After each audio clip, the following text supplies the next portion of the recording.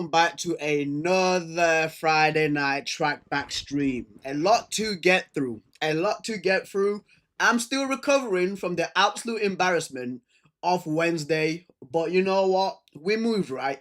We moved. There is of course topics to speak about. Ruben Amorim's press conference, pre-match press conference for the Burnley game. A lot of interesting stuff that he said, right, regarding Kobe Mainoo, regarding him sometimes wanting to quit Manchester United. We all be dissecting that today. Premier League news. A lot of transfers have been happening. Garnacho is a final. He will go to Chelsea, so I'm happy to see the back of him. Chido Obi is in the news right now because apparently he's had a falling out with Ruben Amorim. Apparently he's taken out the Manchester United Instagram bio, basically like the Man United tag from his Instagram bio. Apparently there's something going on with him there. We're going to be checking out the England squad that's been announced by to Thomas Tuchel because it's an early international break that I've had, guys. 3 games in already. We're getting an international break. Usually it's 4 games and then an international break, but this time it is 3. Premier League predictions, EAFC ratings. We have got the lot, and then we're going to be transitioning over to Twitch to, of course, do the football reactions and the social media football reactions. So let's just get started, guys. I don't want to keep you waiting for too long, so let's go right into it with the first news of the day. Ruben Amorim's press conference, right, was held roughly around 1 p.m. this afternoon at the new Carrington complex, and of course, it's the whole fallout to what he was saying after the embarrassing loss to Grimsby on penalties, because people do remember there's this whole thing of him right now, what's been put out, like it's been turned into a meme. I don't know why this picture of Ruben Amorim with him with the tactical board has been turned into a meme while other managers do it. It's all of a sudden that it's a problem that Ruben Amorim does it when he's looking at when he's trying to when he's actually trying to be tactically fluid mid game, but now he's getting mocked for it, right? But anyway, I'm gonna speak about that later, right? It states, and this comes from the Centre Devils, and it states Ruben Amorim on his post Grimsby comments. And again, this is in quotation marks because he said a lot. I know that when I speak these things, guys, to be really honest with you guys, every time that we have or have in the future one defeat like that, I'm going to be like that. I'm going to say sometimes I hate my players. Sometimes I love my players. Sometimes I want to defend my players. I think I cannot. This is my way of doing things, and I'm going to be like that. And I felt that in that moment. I was so frustrated and annoying, but I'm pretty sure he meant annoyed. And now again that you have a lot of experience talking about the way I should perform with the media to be more consistent, to be more calmer. I'm not going to be like that, so I'm trying to accept that I'm going to be who I am, and that's why I have the passion I have. And in that moment I was really upset and really disappointed because I felt that we had a really good preseason. We were playing better. We were being consistent in the way we played, and we played badly. And when we played, what, bro? We this person has tapped it twice. We played badly 30 minutes against Fulham, and that kind of performance was really disappointing with everything. But now it's a new game, and I'm focused on the next game, right? And listen, 99% of my United fans, like after that game, we would have said the same thing what Ruben Aaron was saying, bro, about the players. In that Grimsby game, right, I said at the start of the game that these players just need to be professional, just show up. You play for Manchester United for a reason, and these players play for Grimsby for a reason. You have got the better ability than these players. Show up and be professional, right? And for Ruben Amorim to say basically like, I feel like the players like let him down. They didn't do what he wanted them to do. Listen, I understand that because it is annoying. That's an embarrassing loss, guys. It is an embarrassing loss, and for those players to perform like that, to be outperformed. If I was manager, I'll be saying the same thing. I said that at halftime, if I was a Man United player, I'll be firing on Andre Onana. I'll be throwing fists with him. You get what I mean? Like at halftime, like I'll be throwing fists at him. Like it's your fault that we are 2-0 down. You get what I mean? Like with what Ruben Amorim said right there, I completely understand. I completely understand, right? And listen, I'm glad that Ruben Amorim is saying this because he needs to be not like a pretender. I'm trying to get the word right now, like in my head, like not like a faker, not sincere, but he needs to be like genuine, bro. You get what I mean? Because a lot of fans can see through the bullshit. Because Ole Gunnar Solskjaer, if Ole Gunnar Solskjaer, right, was managing this game, I guarantee you, at the end, he would be like, you know, oh, but uh, uh, Onani, he tried his best, smiling, bro. And sometimes there's moments in matches where a manager should be pissed off, and Ruben Amorim right there was showing his frustration. And once again, I'm glad that he did that because Man United fans can see that, listen, okay, then like he's actually pissed off about these players to the absolute drivel that they put out versus Grimsby. You get what I mean? Ahmad, Brandon Buemo, Cunha, Sesko, Maguire, Onana, Dallo, all of them were terrible, bro. And it was just an utter frustration. You get what I mean? So once again, like I am understanding to what Ruben Amorim is saying there. Like he's being genuine with us. He's actually being real, and I like it when managers keep it real with Man United fans. I like it when it's not like a PR machine and just saying the usual typical, we tried again, we tried, but we'll go again next time. I do not like that PR nonsense. I like genuine emotions from the manager. Do I have my problems with Amorim, with some of the things that he does, and sometimes he's stubborn? Yes, I do. But this side of him, I really like where he just says it how it is, bro. When he told Alejandro Garnacho after the Athletic Bilbao uh, after the final at Athletic Bilbao, telling him that, listen, you'll be lucky to find a club. I like it when he tells thinking players like this because like sometimes people need to hear the truth, bro. Sometimes we need to hear the truth. Like and I remember like last season as well when Amorim said that this is the worst Manchester United side in Premier League history, and he's right. He's right. You get what I mean? Like I like him saying that because like the players are meant to see that, like, mate, like the majority of you guys are crap. We should be doing better. Man United should not be in 15th place. This is the worst like Manchester United team. If some players are getting pissed off and frustrated about that, what tough shit. Because do you know why we're in this mess? You you are meant to improve, bro. So listen, I agree with I 100% agree with Ruben Amorim on that. But once again, it does continue. He was asked another question, right? And it states Ruben Amorim on being ready to quit sometimes. If and it states if you are in one way, if you have this kind of behavior, you have to understand that sometimes you have good things, and the other side of the coin. Sometimes I want to quit. Sometimes I want to be here for 20 years. Listen, these are just normal thoughts that people do have. These are normal thoughts that people do have, bro. You know what I mean? I'm pretty sure there's some people who wanted to quit their job. You know what I mean? After a multiple bad days. You know what I mean? This runs through everybody's brains, right? But there's another caveat to this. And I was thinking about this before I actually went out to play football because my legs are absolutely dead as well, right? But there's another thought process to this as well. When you're in a professional sport, in a high level elite sport, right? Because Joe Rogan says this at the UFC, Dana White says this at the UFC, John Anik says this at the UFC, Daniel Cormier, right, says this at the UFC. Like, once again, if you're in a high level sport with high level competition against elite athletes, right? Like, thinking that you want to quit, sometimes it's really bad. I'll give it an example. If there's a UFC fighter who's about just any age, right?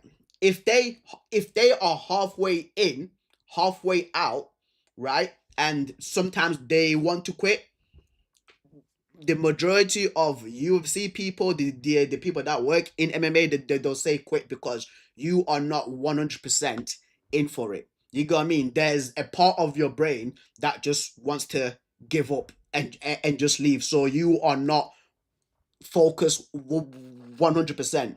You get what I mean? It's either you are in or you are out. But once again, right, Ruben Amorim is a guy that's a human. He is a human, and human beings do have thoughts about this. But in the world of professional sport, in the world of elite sport, I'm telling you right now, if you do have these kinds of thoughts, you get eaten up alive, bro.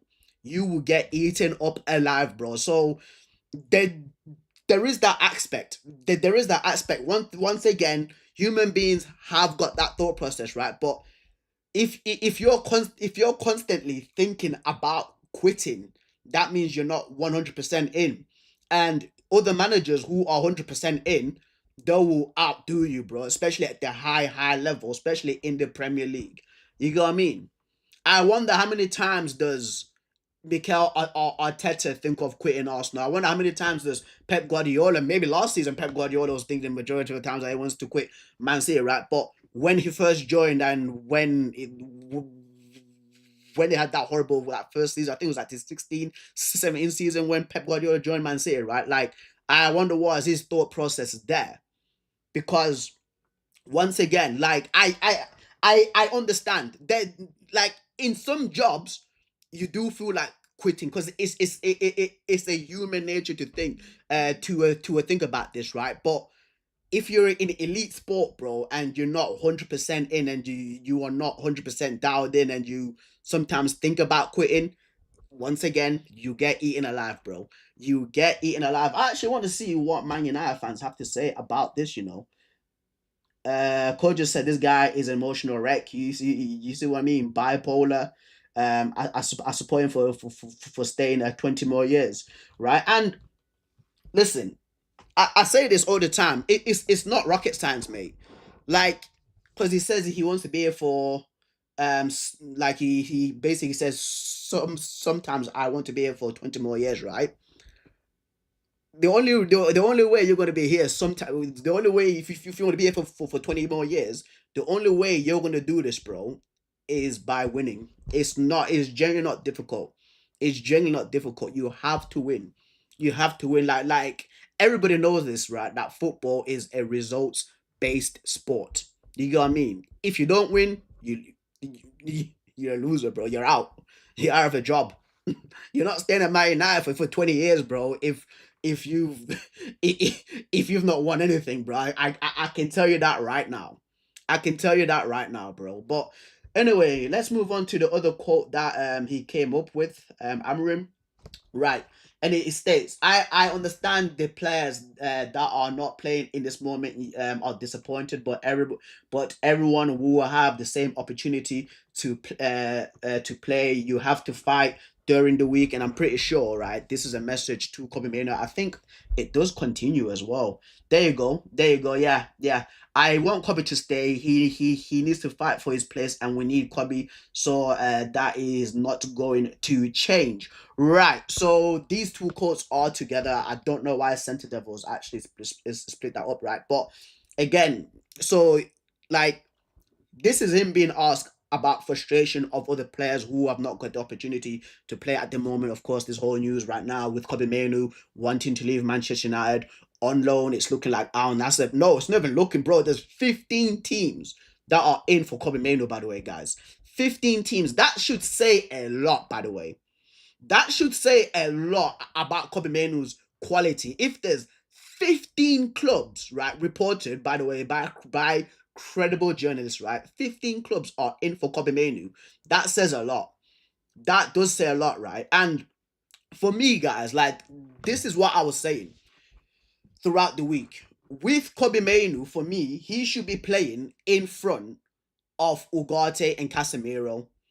That is a given. That is a given. Like for me, that is a non-negotiable. No matter if you're Amorim in or Amorim out, bro. Kobe Mainu for me is our most talented midfielder. He is the future for Manchester United, right? And don't get me wrong. Do not get me wrong. I don't know what goes on in the training ground. I don't know what goes on in the freaking gym. I don't know what goes on at Carrington, right? This is me as a Man United fan speaking from the outside, looking in. With Kobe Mainu, I pray to God that he's just training hard. I pray to God that he's actually focusing in training, right? And showing desire that he actually does want to start. I pray to God, right? If he is doing that, and Amorim is not playing him and he keeps on playing Ugarte in front of him, that's an absolute disgrace, bro.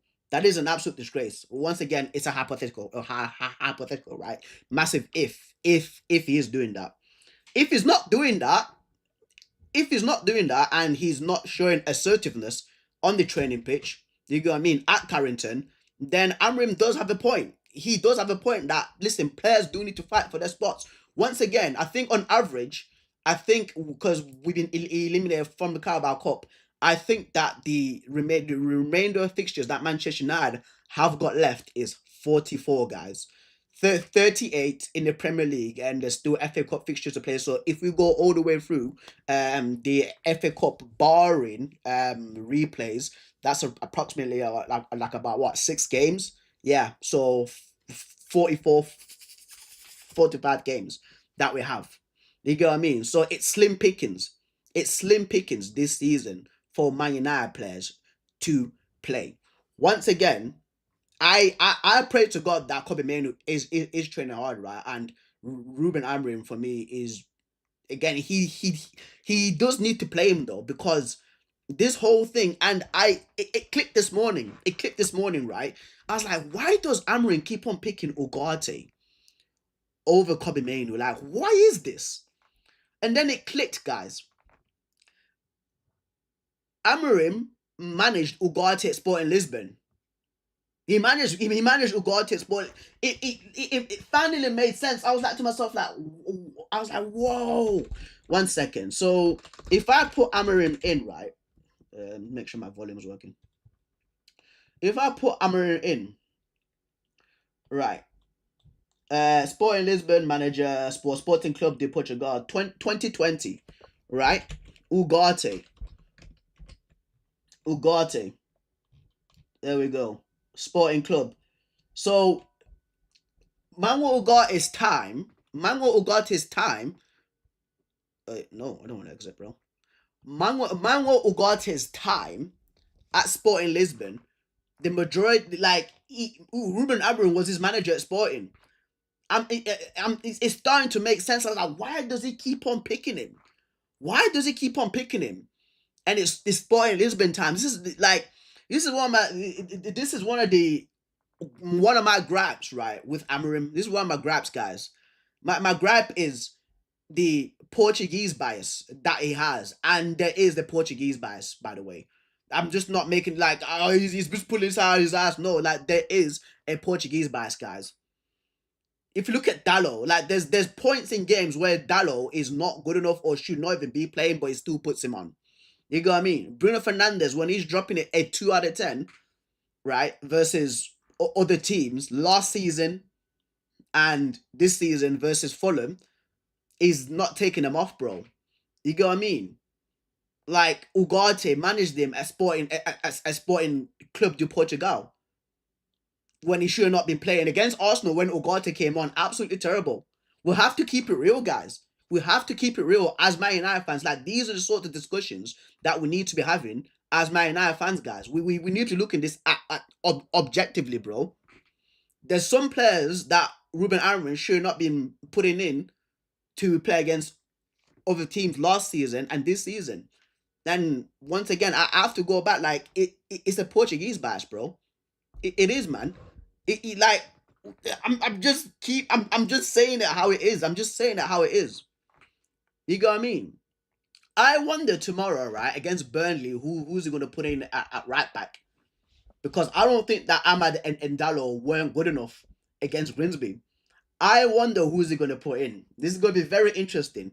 It's good. It's gonna be very interesting, fam. But anyway, right? He's once again just going back to that quote. It says, "I understand the players are not playing. I understand the players that are not playing.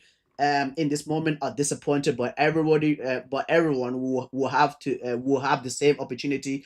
You have to fight during the week. Once again, I agree with this. Like players need to be showing assertiveness. Players need to be working hard in the training ground, right?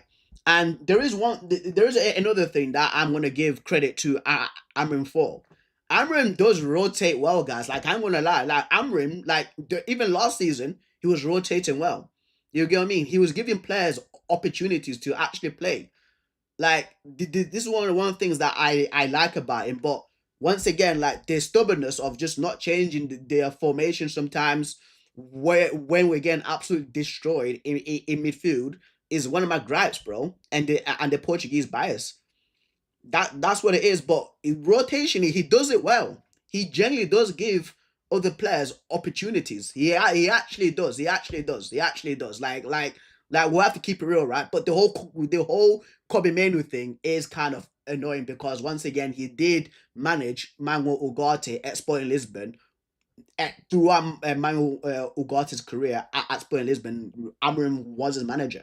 I think that's why he is picking Ugarte over Kobe Menu multiple times. You get what I mean? But anyway, we'll move on to the next quote. So the next quote says, until it is official, I cannot say much. I want Kobe to stay. He needs to fight for his place. We need Kobe. We need Kobe. I understand that the players who aren't playing in this moment are disappointed. You have to fight during the week. Once again, it's still the same thing that he just said. And what really worried me is the first four letters of their first four words, right? What he said, until it is official. Until what's official, bro? Until what's official, fam? Like, until what's official? Official when he's leaving, official when he's staying. Like, what is, bro? Honestly, I don't know if there you go. Go cause Giza caught onto it until it is official. I cannot say much. Was in reference to Genacho, not Menu. Oh, okay. All right, cool. All right, but Kobe Menu has to stay, man. Once again, as I said earlier, guys, like Kobe, 15 teams, 1-5. You know the number that Lenny Yoro was at his back, number 15. 15 teams inquired about Kobe Menu like vultures. Real Madrid flying around. Like freaking vultures. You've already got other players in there, Real Madrid. You've already got your Chouaminis, your Camavingas, your Mastantuanos, your Arda Gulas, your Valverdes, you greedy a-holes, bro. Go away with your stupid greed, bro. These guys took out Trent Alexander-Arnold and putting him on the bench. It's like, yeah, you have to win your spot. You have to win your spot over Danny freaking Carvajal, who's 92 years old. Get out of here, bro, you greedy AMFers, fam. Get out of here, bro. Kobe Menu is staying, bro. He should stay at Man United, fam.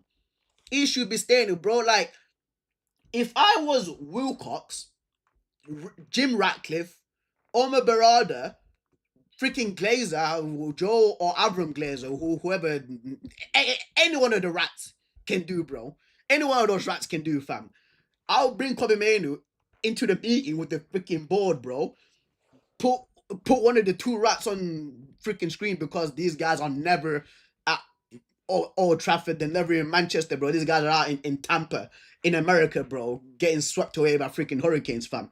I would bring Kobe Menu, fam, and tell him, with Ruben Amorim, everybody in there, the board, and sit down and speak with him, and be like, tell us the truth. Tell us the truth. Like, we want you to stay. Like, you can see that the Man United fans would genuinely want you to stay, right? Like, do you want to leave or do you want to go? Like, tell us like, how we would keep you. Not his agent, by the way. I will not invite that agent in because the agent will be like 180k a week, 180k a week. It just requesting some absolute nonsense. I'll just have Kobe Menu in there, bro, speaking. You get what I mean? Because I'm pretty sure Wilcox definitely wants him to stay because you can see the talent that he has. You can see the talent that he has, bro. You know what I mean? Like this is what I mean that genuinely needs to happen with this guy, bro. Because I don't think deep down, guys, I don't think that Kobe wants to leave. I don't think he actually wants to leave. I actually do think he wants to stay because he said that. No, he didn't say, but there was a report coming out that he wants to go on loan, right? But no permanent, just loan, so he can actually have more game time. That's what he wants. He wants more game time. He wants to play more. Amorim just needs to stop playing Ugarte in front of Kobe Manu. That's the issue. That is the issue, bro. Once again, guys, like United fans, 15 teams came in for this kid. It just shows how good he is, bro. This is not like a 3 teams, like that are in for him. It's multiple teams. It is multiple teams that are in for him. And the thing what I worry, right, and again, like I just hope that this loan crap doesn't happen. Like, as much as I want the transfer window to extend as much as possible, so we can actually try to bring in a midfielder and a goalkeeper to help us out, right? I want it to close as quickly as possible because I don't want Kobe Manu going nowhere. Hypothetical. If this loan happens, right, with Kobe Manu, at the end of the season, I bet you any money, the so-called team that he goes to, they're like, oh, we actually want to make this a permanent. We want to make this a permanent, We actually want to keep him. That's what will happen. That's what will happen, bro. That's what will happen, fam. You get what I mean? So I don't want him to go on. I do not want him to go on loan whatsoever. Ruben Amorim needs to play Kobe Manu more. It's that simple. He needs to play Kobe Manu more, bro. He offers more to our team than Manuel Ugarte does. Just keeping it real. When I said last season, right, when I said that the reason why Manchester United should be signing Manuel Ugarte is to break up play. You know what I mean? Like a bench player. 60 mil was a lot for him in the first place. 60 million was a lot for Manuel Ugarte in the first place, right? From what I've seen from him at Sporting Club de Portugal and Paris Saint-Germain, like, I wanted him just to come in again 70th minute. If we're underneath the cosh, put him in just to break up play. That's all we needed from him. Not for him to be like he's not a ball playing midfielder. He's not tidy with his footwork, bro. That's what Kobe Manu is. Kobe Manu in spaces, really good. Tidy footwork. Brilliant passer, by the way. That's one of his underrated traits, like in my opinion, that I don't know why people don't seem to pick up on.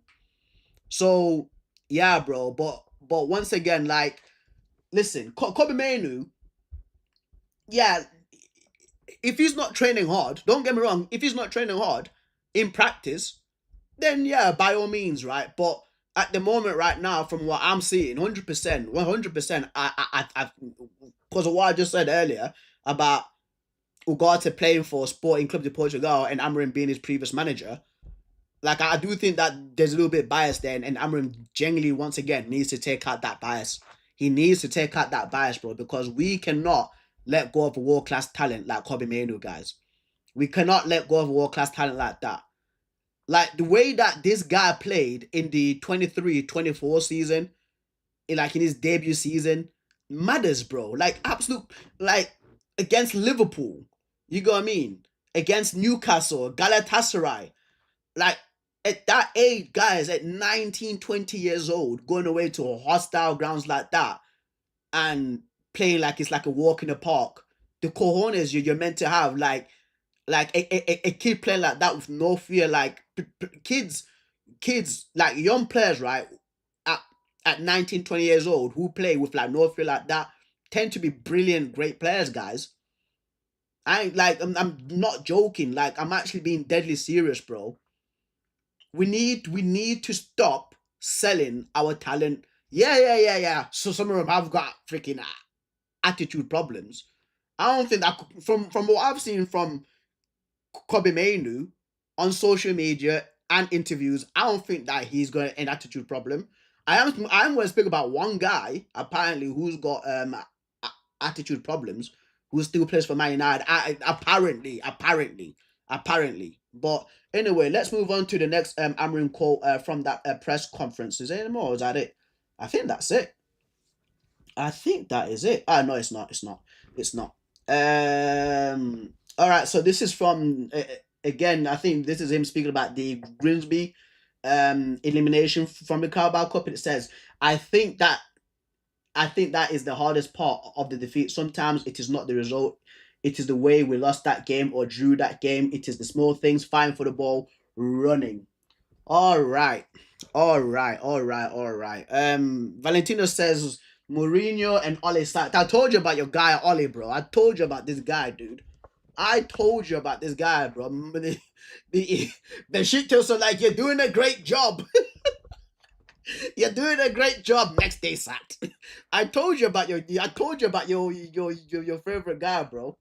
You get what I mean? But anyway, right. So dissecting the quotes from there, right? The hardest part is not the defeat. Sometimes it's not a result. It's the way we lost that game or drew that game. It is the small things, fighting for the ball and running. This is what I say, right? Like with Man United players, I say this all the time. No matter if you're home or away, you have to bring intensity as a Man United player. You get what I mean? Like you have to bring intensity, bro. Because for me, it's very important sometimes to how you start. Like when we start against Fulham, right? They if you watch back my watch along, like the first 10 minutes, like the way that they were moving the ball, it was just too slow. You know what I mean? Very very lethargic. Just moving the ball slowly, bro. We should be moving the ball bam bam bam bam bam bam bam quick. You know what I mean? Same thing with Grimsby.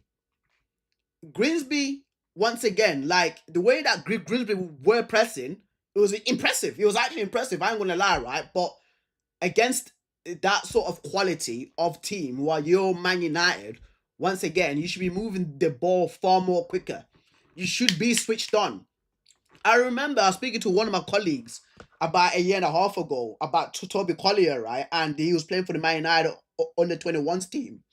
And I think it was against like Barnsley or something. And he was telling me like, oh yeah, but Collier is really good. Collier is really good. And I said to him that, listen, a kid in the under 21s, right? If you're saying he's that good, he should be head and shoulders the best player on the pitch, even better than the seasoned pros that played for Barnsley. And he was. It was the same thing with Kobe Mainoo. I think it was playing against like Salford like 2 years ago, right? And it was like a 2 minute clip that came out. And it was head and shoulders better than every one of them. And this is what I was saying that these guys against Grimsby should have been doing. They should have been head and shoulders dominant versus Grimsby, but the mentality was not there. The fight was not there. Once again, you get what I mean? Like some of these players need like to have the mentality of like fighting. Even when even like people say, oh, I'm picking on him, right? Even like Tyler Fredrickson, a young guy. If I was Harry Maguire, I would have turned around to him and say like, mate, you actually need to show some balls right now. You need to show some fight, bro. Have some intensity about you. Have some freaking intensity, man. This is I say this all the time, guys. Like the majority of these guys in this Man United team, sometimes it's too laid back. You get what I mean? The only time that they bring intensity, in my opinion, is when they're playing against the Chelsea, is when they're playing against the Arsenal in that first game. You get what I mean? It's when they play against the Liverpool, a Manchester City, a Tottenham Hotspur, right? But when they're playing against a let's say Leicester team, Burnley, Fulham, they're too lax, bro. They're like not moving the ball like freaking quick enough, bro. You get what I mean? They are too lax, man. Like you should be treating Fulham, right, the same way that you play against Arsenal. You should not be under. And again, I take this once again from martial arts mentality, guys. You never, ever, ever underestimate your opponent, no matter what level it is.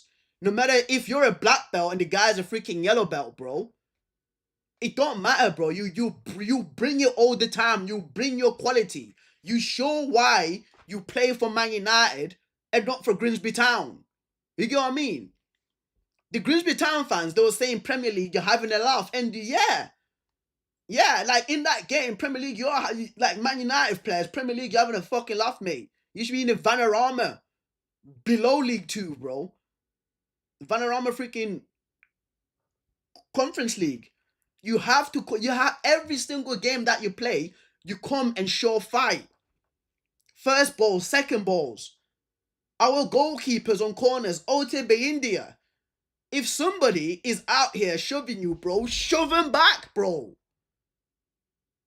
Like, these players, guys, sometimes they honestly, trust me, just watch them carefully. Watch them carefully. Watch them carefully. Watch these guys carefully. When we play against Chelsea and Man City, I guarantee you, performances will be better. But when we play against Sunderland at Old Trafford, by the way, I think the game's like October. I think it's like end September, October time, right? Look at the difference. They'll treat it like they're playing in some sort of freaking park. Like, take the game seriously. You're playing against Premier League opposition. It don't matter. It don't matter if they are bottom or top. You treat them the same way. You never underestimate them. So, listen, with Amorim there, I 100% agree, because the way that these men started that game was an absolute disgrace, bro. Absolute disgrace, all of them. Once again, if I was guys, if I was club, I'll be throwing hands. I'll be throwing hands, bro. Commentators in the second half, when the players are coming out for the second half, they'll be like, why is like this guy got like a nosebleed? Why has he got like a hematoma on his head? I'll be fighting these people, bro. Because I want to win. I want to win. This is why, like, when people say, which former Man United player would you bring? I'm bringing back Roy Keane. I am bringing back, because again, like, he, as a captain, he was the one setting the standards. No moaning, no complaining, leading by example. If you're messing up, you get a slap on the head, bro, and it will tell you to freaking focus, man.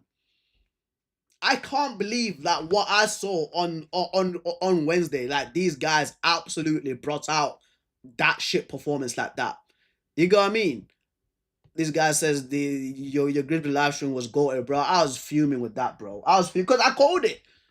If you remember Valentino, us Junior, I was with Junior yesterday, and my nephew Massimo, bro.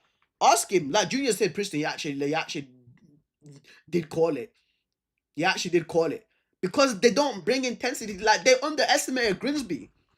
They underestimated Grimsby, right? And there was a clip that I saw. I forgot what it was. I think it was either on TikTok or on Insta, or on X. And it was, and somebody was said like Grimsby is like the best team in corners. Like, Grimsby, like they are actual set piece specialists. We should be careful, bro. We should be careful. Somebody genuinely said that. Even Gary Neville on the overlap last week said that Grimsby are actually a good team, because Salford City, the stadium that I live like 5 minutes from, they played them. Like, they played them, guys. They played them. You get what I mean? So yeah, with this comment from Amorim, I 100% agree. I 100% agree, bro. Right, and it continues saying every time that we have or have it in the future one defeat like that, I'm going to be like that. I'm going to say that sometimes I hate my players, sometimes I love my players, sometimes I want to defend my players, bro. Yeah, it's true. It's true. Listen, if I'm manager, right, and if all my players are putting out 10 out of 10 performances, but we still lose, right, with one jammy goal, I'll be like, yeah, my players played absolutely really good, but it's a shame that we lost. It's a shame that we lost. Like these guys actually did well. If these my players, come out, right, and drop a 0 out of 10 against a lower side, I'm going in on them. I am going in on them, bro. I'm cooking them. I am absolutely cooking them. Diogo Dallo today, absolute waste. Absolute waste. I don't know what he was thinking. Andre Onana, like, what on earth is going on with his hands? I'll be cooking them. I'll be cooking them because sometimes like players need to know. Sometimes players need to know because the majority of players, guys, in their inner circle, they're surrounded by yes men. When you look at Ganacho and his brother, like enabling crapness, game in, game out. Like players need to know. Players need to know, man. That's what it is. That's what it is. So with that quote there from Ruben Amorim, I actually agree with it. I actually agree with it, bro. Sometimes if your player, like, of course, right, if a player does make one mistake, right, you have to defend him. You have to defend him. But if it's multiple mistakes like that bomb on honor with his stupid head top, I show speed on honor, then yeah, I'll be like, today absolutely not good enough. I will have words with him. I will have words with him, bro. If he wants to be at this club or not, I will actually have words with him. You have to keep it real like that. You have to keep it real. You have to keep it real. But anyway, we continue. I think we already spoke about that because that's literally the same quote. Yeah, that's literally the same quote that we have. Sometimes, yeah, no, it's literally the same quote. But listen, I saved this. I saved this right for a reason. The Ruben Amorim quotes are over, guys. From that press conference, I have I saved this post for a reason, right? And it comes from a guy called Kieran UTD, and it says just a reminder. So there's a whole fallout because once again, there's Man United fans that are Ruben Amorim in, Amorim out, right? And this is when Fergus first started as a Man United manager because he actually went on a bad run, right? And I say this all the time to Man United fans. There will not, guys, like Sir Alex Ferguson is a once in a lifetime manager. He's a once in a lifetime manager, a manager that stayed there for 26 years. You get what I mean? You know how many times I've seen Man United fans post this? You know how many times I've seen this? I've seen them post it with Oli. I've seen them post it with Ten Hag. I've seen them post it with Mourinho, right? And for me, as a United fan, and you can call me plastic, you can call me fake. There was a clip going around of some dumb idiot, bro. Some idiot guy, dude. Oh, Ruben Amorim, Sporting Lisbon, this and that. Like, mate, shut up. Shut up. You don't know what you're speaking about. I wish I saved that video, to cook this guy, bro. Speaking absolute nonsense, right? The thing is, when you're at Man United, especially the standards that this legend, this absolute goat, so Alex Ferguson, the king of Man United, bro, the king of Old Trafford, like the greatest manager of all time, right? When you set standards at Man United, like Sir Alex Ferguson has, right? There is no time for losing, bro. You get what I mean? Many a pros, former Man United players, right, have said this. If you're bringing in defenders in the final 5 minutes, what's the point? What is the point? When you're losing and you're bringing in defenders, what's the point, bro? You get what I mean? Like, once again, there is things, guys, that do annoy me with Amorim. Once again, as I said earlier, about 20 minutes ago, Portuguese bias. The Portuguese bias, guys, like with Amorim, does annoy me. Favoring Ugarte over Kobe Manu because once again, Manuel Ugarte was managed by Ruben Amorim at Sporting Lisbon. Manuel Ugarte's whole career at Sporting Lisbon for 3 years, Amorim was his manager. That's why he keeps on picking him over Kobe Manu. I do not like that. Picking Diogo Dallo when he's making stupid decisions, by the way, when he's out of position majority of the time. You get what I mean? Do not like that. Bruno Fernandes. Bruno Fernandes. Right? When he's dropping a 2 out of 10, you can't take him off. You get what I mean? And bring on somebody else. You get what I mean? Like, He did this last season when Bruno was terrible. He kept him on, didn't help. The Fulham game, he should have been off. You get what I mean, right? Another thing, because I want to give my good and bad reasons about Amorim. Another thing is the formation. Listen, I've repeatedly said that a 3-4-3 formation for me, I do like it because it is something different. It's not like a traditional 4-4-2, a 4-3-3, a 5-4-1, a 5-3-2. It's something different, which I do like, right? But multiple teams and managers have said that all we have to do against Manchester United, because we've been figured out, by the way. I don't know if people know this, but we've actually been figured out multiple times, right? They said that we just need to overload the midfield. If I'm hearing that as Amorim, I'm changing the formation around to a 3-5 a 3-5-2. So at least we've got three central midfielders in that midfield spot with two strikers. You get what I mean? I'm being tactically fluid during the game. That's one of the things that annoys me about Amorim. It's like the tactical fluidity is not there. When we're getting absolutely destroyed, the tactical fluidity is not there. And majority of the times, guys, I don't know if you've caught on to this, right? When we've lost the ball and when the team is attacking us, transitioning, attacking us, right, or like counter attack, is what we used to call it back in the day. On the flanks, there's so much space because our wing back has pushed up so much and our centre back is isolated one on one with the rival team's winger, and something needs to be done about that. Maybe the extra midfielder in that 3-5-2 can actually sit back and actually cover up that massive space. Because if you look at the first goal that we conceded, no, I think it was the second goal. It was one of the goals anyway, versus Grimsby, right? It was clipped in from the left side because Dallo was free. No, it was the first goal, right?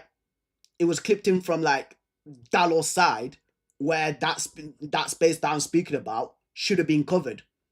You get what I mean? So something needs to be done about that. Again, like he needs to be tactically fluid, play a 3-5-2 if we are getting bad, mate. Don't be scared to change your formation during the game, mate. Don't be scared of that, right? Things that I like about Ruben Amorim is he does rotate well. And I know there's a thing right now going on with Kobe Manu, right? But he does rotate well. He actually does give other players a chance to play. He actually does. Like that's what I like about him. Because I forgot who this manager was, but there was a manager that would just, I think it might have been between Ole and Ten Hag, but he was just playing the same team all the way through and not changing it, while some of the players deserve to start and some of the players deserve to be dropped. I think it was Ole. I think it was Ole. If I'm wrong, guys, please comment, right? But I think it was Ole, right? And so that's one of the things that I like. The other thing that I like about Amrim, right, is he is he is sometimes very strict. He's a very he's a strict guy, and I do like strictness because it's bringing boundaries to the teams, right? It's not letting the players get away with absolute BS off of the pitch. You get what I mean? These off pitch freaking antics, training ground antics. Like he's actually well at doing that, which I really like. And of course, like sometimes when he does speak, it's refreshing to know that a manager is actually being transparent with us as a Man United fan. You get what I mean? So that's one of the things that I just have to say. But anyway, yeah, it was just literally that. But for me right now, he's skating on thin ice. Again, there's reports of Amorim apparently quitting after the Burnley game. So we would have to wait and see about that, right? But because there was managers' names being tossed around as well, right? To who, if Amrin does leave, who is going to replace him? Some people said that they want Ole back. Hell no, hell no. Keep him away, bro. Keep that guy away, mate. Keep him away. Carrick, apparently they wanted him, and Donny Irolo, who I like. I think that he's a good manager. Bournemouth have actually been decimated. Bournemouth have been decimated this much transfer window, but look at how these guys are still playing, even though like the majority of their great players have left. So I do like that. I genuinely do like that. Carlo Ancelotti, but apparently he's managing Brazil. It's not apparently he's managing Brazil. He's literally chose the Brazilian national team like a few weeks ago. So he's not available. And Xavi, apparently Xavi, the team that he likes in the Premier League is Manchester United. So we'll see about that. Apparently he likes midfielders controlling play. So it's just one thing that I like, because once again, 60% or 70% of play is like through the midfield, and whenever you've not got a great midfield, sometimes you're highly likely to lose. Even Fabregas said this. Okay, let me just read the comments. By the way, guys. I really apologize that I yapped for like almost an hour straight, which is very surprising for me. Which is very surprising, right? Valentino says Onana message to our fans is that we're going to fight for everything. I can promise down the pitch we will leave everything. Is going to be hard to win against the shut up. If that's actually true, Valentino, from Onana, bro. If that's actually true from Onana, listen, wait, we, we, we, we, we, we, after time and time, bro, let me go full screen for this bozo, fam. Time and time and time again, ever since you've been here, Andrew Onana, that's his full name, apparently. Andre Onana. Let me search this guy's name up, bro. Let me search this guy's full name up, bro. Because this is very annoying, bro. Yeah, Andre Onana. Named twice. So bad they've named him twice. Just so you remember. Man said, we, bro, we will leave everything. It's going to be hard to win against us. It's not going to be hard, dude. When you're in net, like it's not going to be hard, brother. When you're in net, fam, it's going to be easy for them. It's going to be easy for opposition teams to score, bro, because you're a terrible goalkeeper. I was going to say SHRT, but you're a terrible goalkeeper. You're a terrible goalkeeper, Andre Onana. You get what I mean? Like, you should be sent to the far depths of Tartarus, mate. Once again, time and time again. Like, every time when it comes to a game that's regarding Europe, this guy has let us down. Bayern Munich, first game that we get. By FC Bayern Munich, right? The FC Bayern Munich, the first game that we get, man lets in a freaking mistake goal. The Galatasaray game, Hakim Ziyech spamming shots, in literally bouncing in front of him, letting goals in.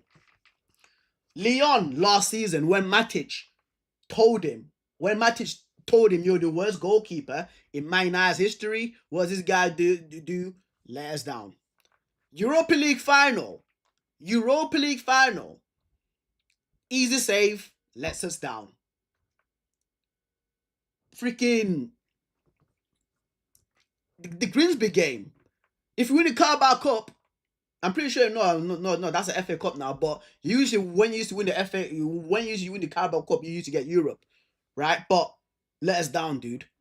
Like this is Andre Onana. Like this is him. I don't want to hear this wee shit anymore from him, bro. I just want him gone. Get out of here, mate. Get out of this club. You like never in my life I've hated a Man United as this dude, bro. As this guy. Oh, by the way, in my match reaction, I said that I was gonna find the guy who gave Andre Onana his first pro contract. That was Marco Overmars. That was Mark Overmars. That was Mark Overmars. Mark Overmars, you absolute criminal. You gave this bozo a pro contract. What did you see that was so good in this guy as a goalkeeper to give him a freaking pro contract? That's crazy. Right, Valentino. Once again, thank you that you actually posted these quotes, bro. Thank you so much. Thank you so much, man. It says, I think if we continue to work like this, we have to be united. We have to be together, and together we can achieve a lot of great things, bro. Get out of here, man. Did this bozo actually say this, man? Did this guy actually say this, bro?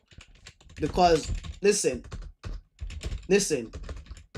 Even West Ham, who are absolutely awful, West Ham who are absolutely awful this season, they've turned him down. They've turned him down, bro. They have turned him down too, bro. You get what I mean? They have also turned him down, mate.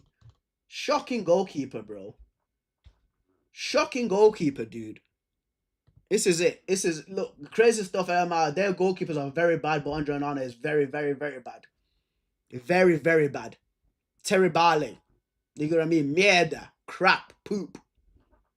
That's it, bro. That's it.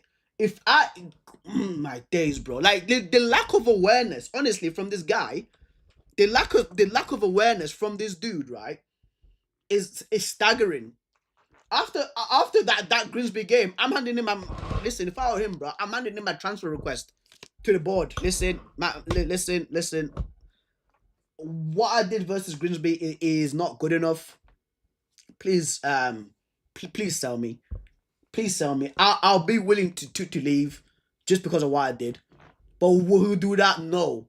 You know why? Because the guy's again greedy with money, wage greedy, bro. This fraud, by the way, this guy requested a bonus. Yeah, he requested extra pay.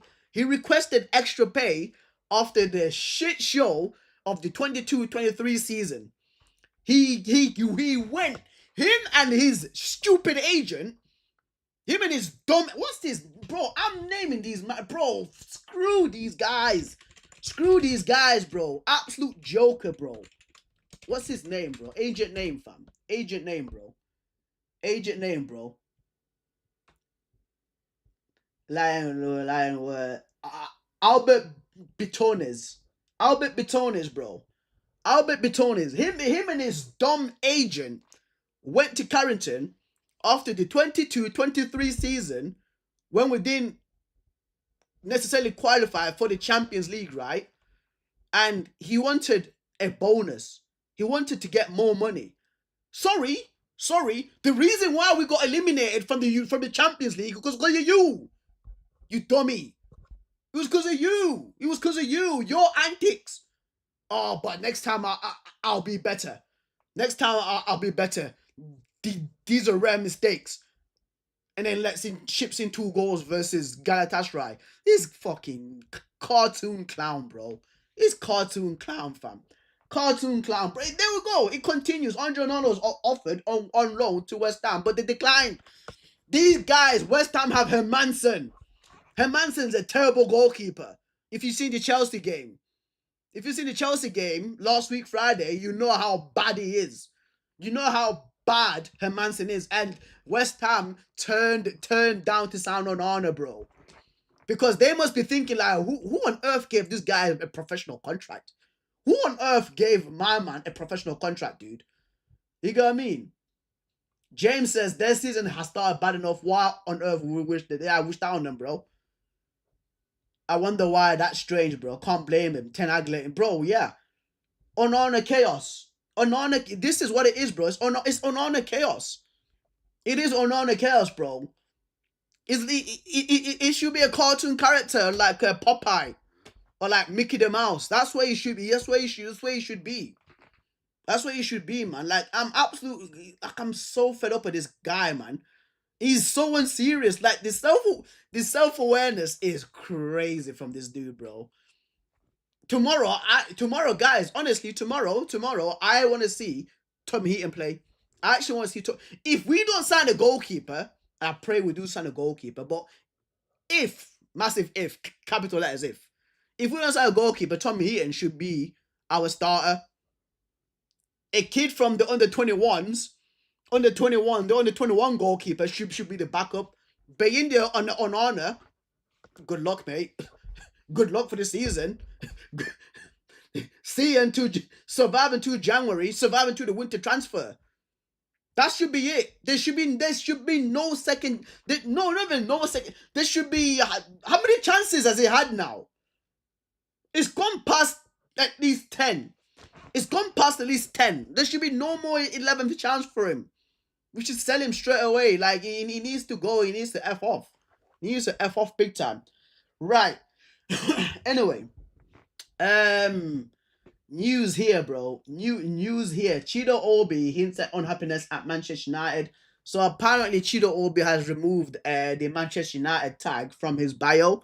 Of course, he's not had game time to play because once again, he still is a young kid.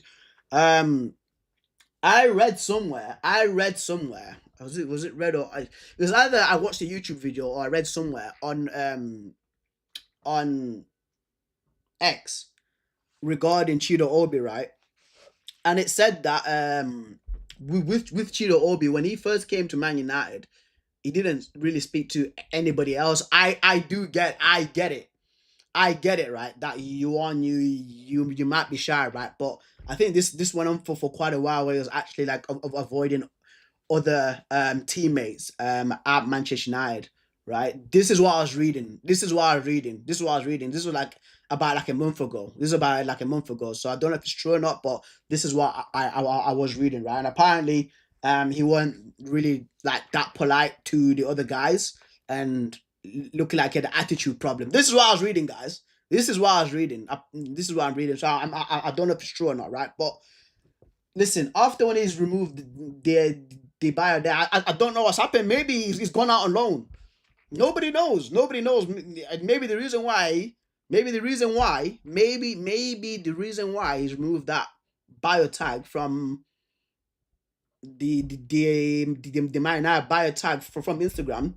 Maybe he's going out on loan.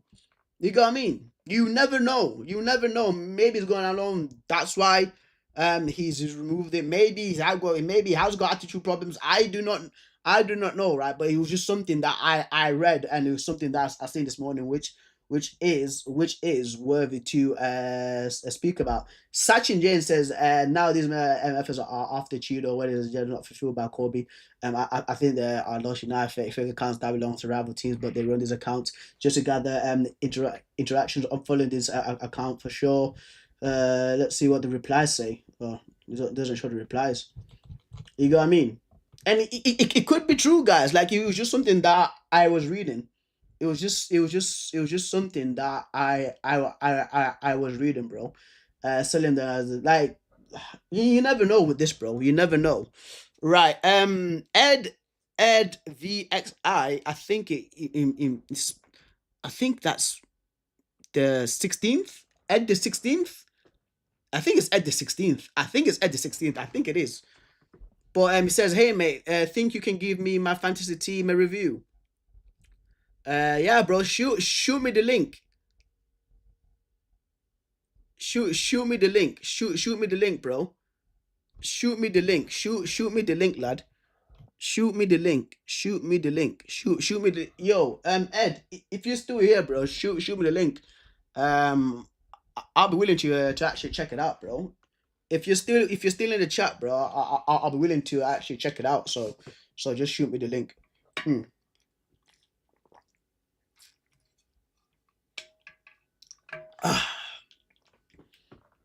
All right.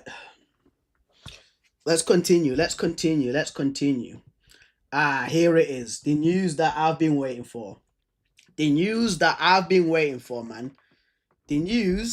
I have been waiting for. Once again, I'll repeat it once again. Man sounds like bro, his Amazon parcels. Right, man sounds like Dr. Umar. Man sounds like Dr. Umar, bro. Once again, the news I have been waiting for regarding this guy, bro. Alejandro, whatever, Garnacho, fam. To Chelsea, here we go. Done deal between Chelsea Football Club and Manchester United. Only one to Chelsea. Who signed 7-year deal. 7 years. Bro, 7 years. 7 years, bro. That's crazy. A deal at the club close for fee close to 40 million smackaroonies. 40 million smackaroonies for Alejandro Garnacho, bro. Good riddance, mate. Good riddance, bro. Listen, when Garnacho first, because I was there for his debut. I'm pretty sure he made his debut. It's either against Spurs or Chelsea. I was there for his debut, by the way, guys, for Man United, right? And listen, I liked what I see from Garnacho. You know what I mean? Off of the bench, Garnacho is good off the bench. Starting for me, he's not good enough, right? But throughout last season, I just don't know what's happened to him where he's gotten this massive ego where he thinks is Lamine Yamal levels, like where he thinks is like a absolute like wonder kid prodigy. You get what I mean? Like like what like once again, is it his inner circle telling him this?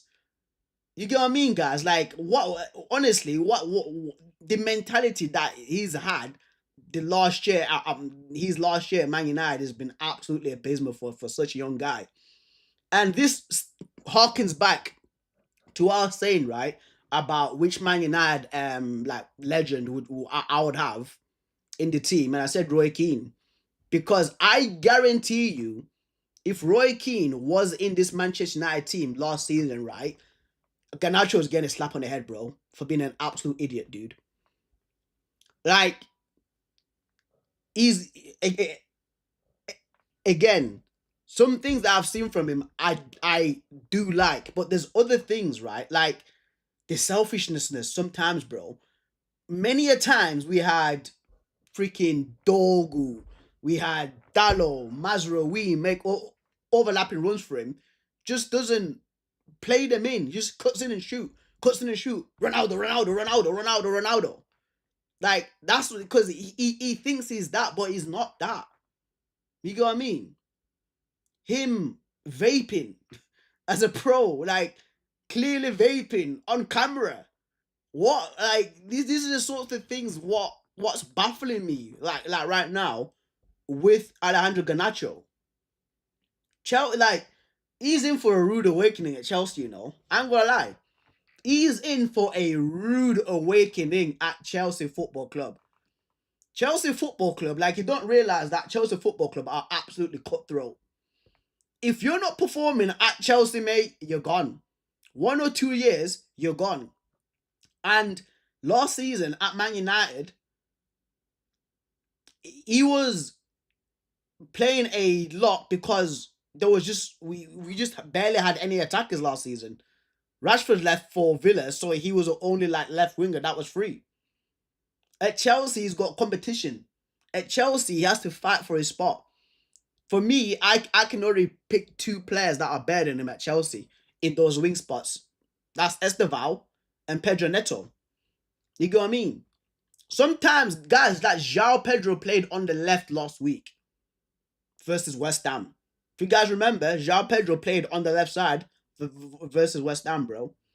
If he's not performing, I give him a season and a half at Chelsea, bro. Again, due to his attitude, due to who he thinks he is, but he's actually not. You get what I mean? That's what I give him, bro. I thank God that is gone. I thank God is gone. And for Chelsea not to recognize not to what he was doing, his off-pitch antics, right, and still continue to push to sign him. Listen, if all goes bad, we tried to warn you, mate. We tried to warn you, bro. We tried to warn you, fam. So yeah, hopefully on the bench and they catch that Chelsea match day soon, bro. Yeah, it's crazy, bro. It's absolutely crazy, dude. Like I remember, is it so the Sassy from the other day? Like, if you're not performing at Chelsea, mate, they will absolutely shove you out, mate. There was something with so the Sassy way. I think it was just him by himself, bro. Like just in like a freaking change room or something like that, fam. But yeah. Anyway, good riddance, mate. Good riddance. Cheers for the 40 mil. Hopefully that we can actually put it into something to bring in a goalkeeper and a midfielder. Great for PSR. Thank you. Thank you. Bye. Right. Ben Jacobs. Xavi Simons will wear Son's number 7 at Spurs. Thomas Frank, Xavi has proven his ability to get goals and assists from the both number 10 position and left wing. He also has a great eye for his teammates in terms of unlocking defenses. Right. So Spurs have nicked Xavi Simons under the noses of Chelsea. This transfer for me came out of nowhere. I was actually embedded, and then just Xavi Simons to Chelsea. Here we go, which is very surprising, right? But listen, mate, you need to hit the ground running, lad. I'm gonna lie, like from what I've seen from Xavi Simons, right? Like he's a good player. He's a good player. He offers a completely different skill set to James Madison because Madison in that attacking mid role, bro, like the passing that he has for me is far greater than Javi Simons. Like Javi Simons is one of those like dribbling creative midfielders. He's not known for his passing, like his set pieces, right? Late runs into the box to of course score tappings, right? I will do like a analysis stream for him actually tomorrow. I will do an analysis stream for him tomorrow, right? But he has to understand that Premier League and Bundesliga is completely different. Florian Wirtz, who I like, and I've liked this kid since 2021, by the way, right? Florian Wirtz, right now in the Prem, these last two games, in my opinion, has been getting absolutely destroyed in midfield because he thinks he has a lot of time, but he's not got a lot of time. He needs to release the ball a little bit more quicker. I think that Florian Wirtz will get up to speed with the Premier League right now because he's just getting a little bit of a shock. He's getting a little bit of a shock. It's like, mate, I usually have got about 6 seconds in the Bundesliga on the ball. In the Prem, I've got about 3 seconds. If you guys remember the clip with Anton Semenyo like 2 weeks ago, where he wins the ball from Semenyo, right? And he's like, yeah, I've actually got the ball. Semenyo goes back and just tackles him and takes the ball and just runs off with it, bro. You know what I mean? Joe Linton on Monday, Newcastle, he was getting absolutely being around everywhere. So hopefully Xavi Simons can actually recognize that and for him to again move the ball quicker and recognize that he doesn't have a lot of time and space because once again he likes carrying the ball a lot. He likes to ball carry a lot, right? But listen, mate, it's you have to be prepared. 51 mil, I think is a lot of money in my opinion. I think that 51 million is a lot of money. Same thing with like Sesko for how much he went for Man United, right? But it's the market right now. It is the market, bro. But once again, like 51 mil, like you can tell that teams are desperate now to sign players, bro, because it's about like what 3-4 days left of the transfer window. So you can tell that teams are like desperate. Newcastle spending 85, bro, a total of 85 million euros on Nick Voldemade. Are you crazy? Are you crazy? Like, don't get me wrong. I love Nick Voldemade, right? I like the player. I do think that he's a very silky player, but 85 million for one season.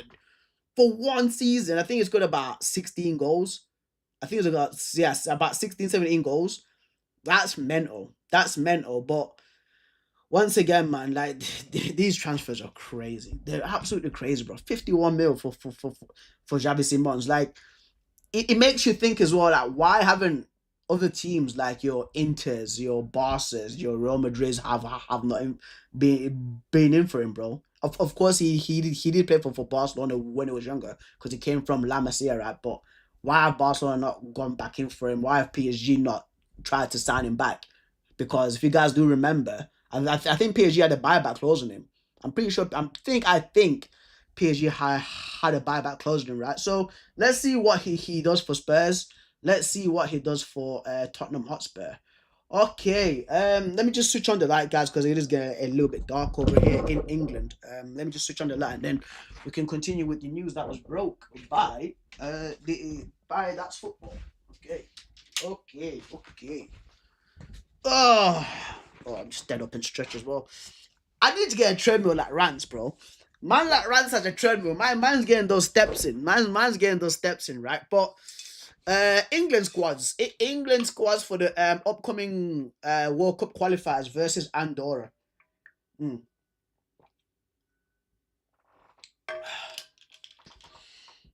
Right.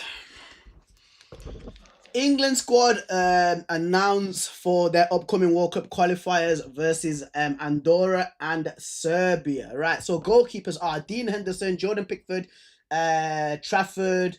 Defenders are Dan Burn, Mark Gahey, Reece James, Ezra Konsa, Miles Lewis-Skelly, Tino Livramento, Spence, and John Stones. Midfielders are Elliot Anderson, nice, Gibbs White, Jordan Henderson, Rice, Morgan Rogers, and Wharton. Attackers, Jared Bowen, Ebbs Eze, Gordon, Kane, Maduki, Rashford, and Ollie Watkins. This guy actually chose Madueke crazy. Wow. Wow. He chose Maduki, bro. He chose Maduki, bro. That's crazy. I call Maduki because I think it's poop.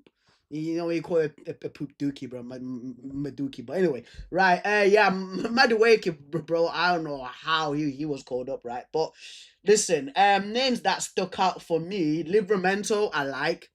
Livramento being chosen for the England squad. Like, I say this all the time with Tino Livramento. Tino Livramento is the future of that England right back spot.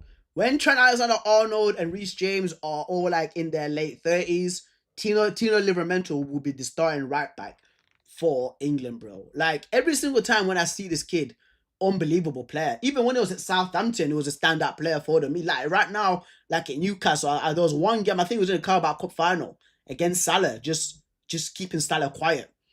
Like the speed that he has, he may not look quick, and people call him Harry Maguire's son, right? But he's fast, and like it's the anticipation for like a young player that he has. I just love him, bro. And when Man City were linked with him, I was like, Man City should not be getting this guy whatsoever because he's a brilliant player, man. Tino Livramento. So I'm really happy for him again that he's been chosen once again for England. Another guy, Elliot Anderson, bro. A man like Elliot Anderson, man. This guy for me is so underrated. It's so underrated in that midfield. For Nottingham Forest, right? Because I'm pretty sure Ryan Yates is the captain for Nottingham Forest, so he gets a lot of plaudits. Same thing with Morgan Gibbs White, right? But Elliot Anderson's a good midfielder, man. I don't know what Newcastle was thinking letting go of him, man. I didn't realize how old he was. Like he's about 21, 22 years old. That's really young. That's really young. I thought he was about like 28 years old. He seems like somebody that's been playing for years. Like his temperament to how he plays football, it does seem like somebody who's been playing for a long time. But the guy's that young, man. And if you look at his assist as well that he put through for Chris Wood versus Brentford, like the slicing pass. If that was Kevin De Bruyne or somebody else, mate, people would be going crazy about that, man. Like I really like Elliot Anderson, and he's one midfielder, an English midfielder that people should be keeping a close eye on for the future. But if he wants to leave Nottingham Forest, bro, he has to go through Marinakis. I had to throw that in there, guys. I had to throw that in there, right? But I really like a man like Elliot Anders. But anyway, there was one name that was omitted from the England freaking confirmed team to play against Andorra and Serbia, and that was Kobe Mainoo. So Thomas Tuchel was actually asked about Kobe Mainoo, right? And this was his response. Thomas Tuchel on Kobe Mainoo's omission from the England squad. Sometimes the changes in your club are not in your favor. He's just lacking minutes. I don't think he likes anything else. He has the experience, he has the power, he has the quality, the talent to be on our list. He is on our list of players, but at the moment, his position is 6, 8, and 10 in central midfield. We have players who are in full rhythm and who play key parts in their clubs, and this is the next step for him. You know, right, when people were speaking about Jadon Sancho, because I will get to Kobe May in a second because I spent about like an hour speaking about him, right? You know, when people speak about Jadon Sancho, right? Like, mate, what are you doing? You've had Dortmund, you've had Juve coming for you. Roma were close. You had teams in Turkey interested in you, right? Next season, it's a World Cup in America. It's the 2026 World Cup, mate. You know what I mean? I don't know if that's computed in your head or you're still. I was gonna say something rude then. But you're still thinking about Sweetie, mate.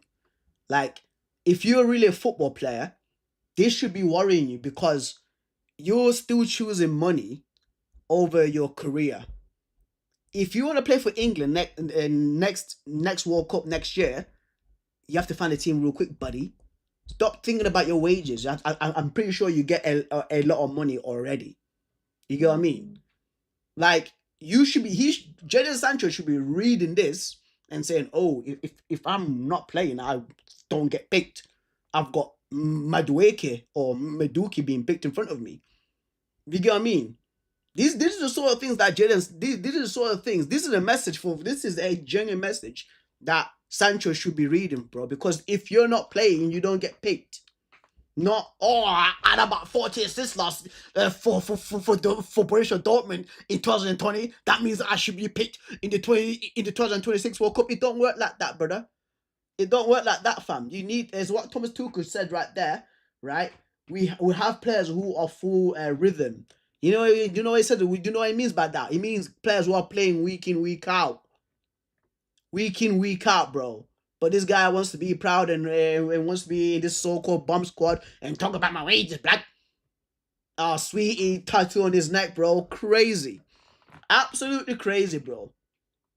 Absolutely wild to me that Sancho's doing this, bro. This is mental. Absolutely mental, right? But for Kobe Mainoo, once again, like, I understand why he wants to go out on loan. Because he wants more minutes, because he's thinking about the World Cup for next year. That's why he wants to play. And the last tournament that he was in, he actually featured in the final for Liverpool. For England. He featured for England in the last final versus Spain in the Euros. You know what I mean? So he's thinking about that because he wants more playing time. And Thomas Tuchel's saying it again here, like, we need players that are in full rhythm. And this is another message for Ruben Amorim. Stop playing that bozo Ugarte. Just because you used to manage him at Sporting Lisbon, it doesn't mean that he's still the same player right now for Man United. There's better players than him, bro, in that midfield. And Kobe Mainoo is one of those guys, and Kobe Mainoo for me should be playing. That's it. But listen, man, I'm happy. I'm happy for Livramento and Elliot Anderson, bro, because they absolutely deserve this. They genuinely deserve this, bro. The other guys, I think that they've been there before. Jed Spence too, but the other guys, of course, have been there before. So I might do a watch along for those games. We will see. Right. Champions League.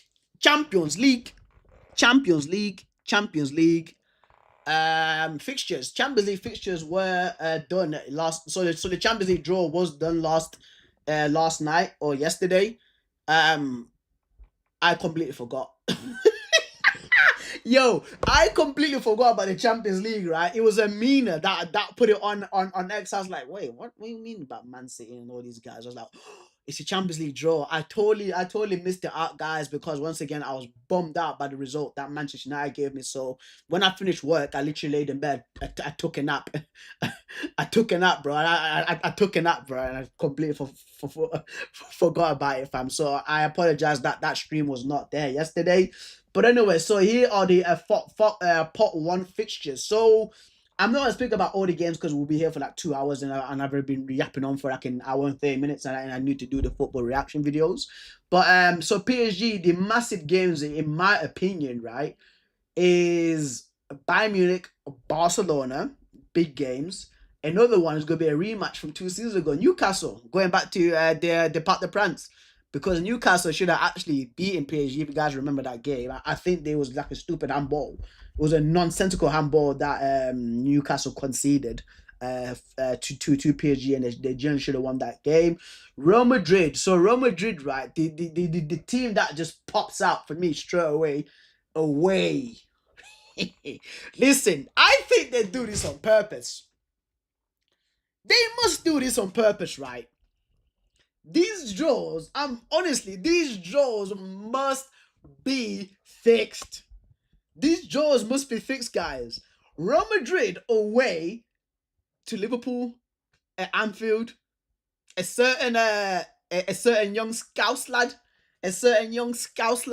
who was learning Spanish lessons is returning back, bro. Man like number 12, man like Trento.